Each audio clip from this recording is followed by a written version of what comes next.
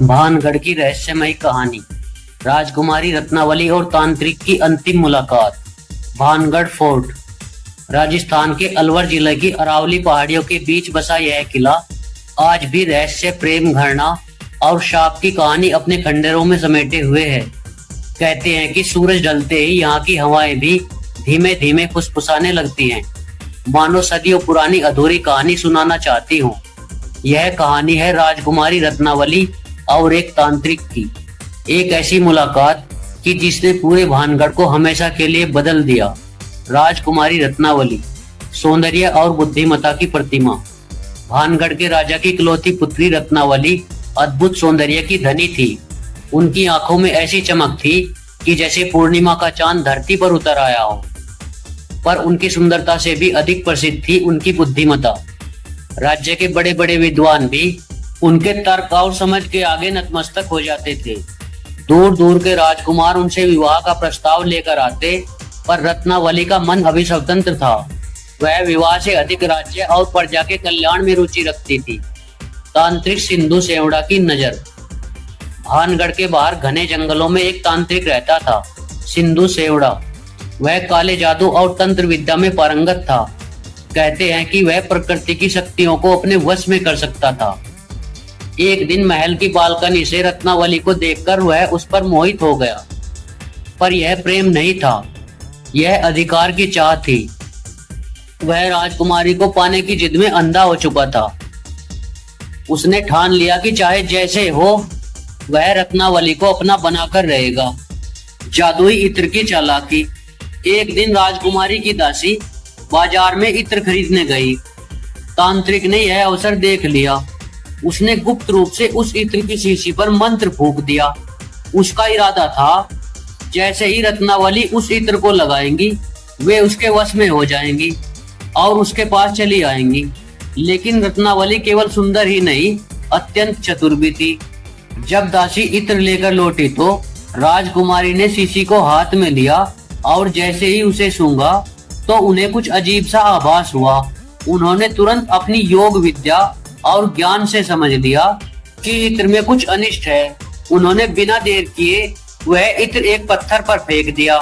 जैसे ही इत्र पत्थर से टकराया वह पत्थर जीवित सा होकर लुढ़कता हुआ उसी दिशा में बढ़ा जहां तांत्रिक छिपा हुआ था। शाप की शुरुआत। पत्थर तेजी से तांत्रिक की ओर बढ़ा। सिंधु सेवड़ा समझ गया कि उसका जादू उल्टा पड़ गया है। उसने भागने की कोशिश की पर पत्थर ने उसे कुचल दिया। मरते समय उसकी आंखों में क्रोध की ज्वाला थी। आखिरी सांस लेते हुए उसने साफ दिया, भानगढ़ कभी आबाद नहीं रहेगा। यहाँ की खुशियां सदा के लिए उजड़ जाएंगी। सूर्यास्त के बाद यहाँ कोई जीवित नहीं टिक पाएगा। उसकी आवाज जंगलों में गूंज उठी। हवा अचानक भारी हो गई। पक्षियों का कलरव थम गया। विनाश की रात। कुछ ही दिनों बाद भानगढ़ पर पड़ोसी राज्य ने आक्रमण कर दिया। युद्ध भीषण था। महल की दीवारें कांप उठी। रत्नावली ने बहादुरी से मुकाबला किया, पर नियति कुछ और ही लिख चुकी थी। राजा, रानी और राजकुमारी सभी युद्ध में वीर गति को प्राप्त हुए और उसी दिन से भानगढ़ उजड़ गया। लोग कहते हैं कि तांत्रिक का शाप सच हो गया। धीरे धीरे पूरा नगर खंडर बन गया। जो भी सूर्यास्त के बाद वहां रुकने की कोशिश करता उसे अजीब घटनाओं का सामना करना पड़ता। सदियों बाद आज भी जब कोई भानगढ़ फोर्ट के खंडरों में जाता है तो उसे लगता है कि कोई अनदेखी नजर उसका पीछा कर रही है। कई लोगों ने दावा किया है कि रात में वहां किसी स्त्री के पायल की आवाज सुनाई देती है। कभी दूर से किसी के रोने की ध्वनि तो कभी ठंडी हवा का झोंका। क्या वह रत्नावली की आत्मा है या तांत्रिक का अधूरा क्रोध? कोई नहीं जानता। अधूरी मुलाकात। कहते हैं कि तांत्रिक और रत्नावली की वह अंतिम मुलाकात कभी पूरी नहीं हो पाई। वह मिलन का नहीं बल्कि शक्ति और बुद्धि के टकराव का प्रतीक था। रत्नावली ने अपनी बुद्धि से खुद को बचा लिया, पर उस घटना ने पूरे नगर को विनाश की ओर धकेल दिया। यह कहानी हमें सिखाती है कि अहंकार और अधिकार की भावना कितनी विनाशकारी हो सकती है, और यह भी कि सच्ची शक्ति केवल बाहरी नहीं, आंतरिक होती है। क्या सच क्या कथा। इतिहासकार कहते हैं कि भानगढ़ के उजड़ने के पीछे प्राकृतिक और राजनीतिक कारण थे, पर लोक कथाएं आज भी तांत्रिक और राजकुमारी की कहानी सुनाती है। शायद सच्चाई कहीं बीच में है, कुछ इतिहास, कुछ कल्पना और बहुत सारा रहस्य।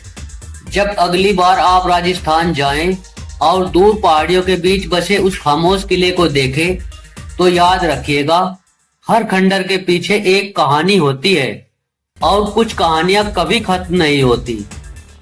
दोस्तों, अगर आपको ये कहानी पसंद आई हो तो वीडियो को लाइक करके चैनल को सब्सक्राइब कर ले, जिससे आने वाली हर वीडियो का संदेश आप तक पहुंचता रहे। तो मिलते हैं किसी अगली वीडियो में, तब तक के लिए जय सिया राम।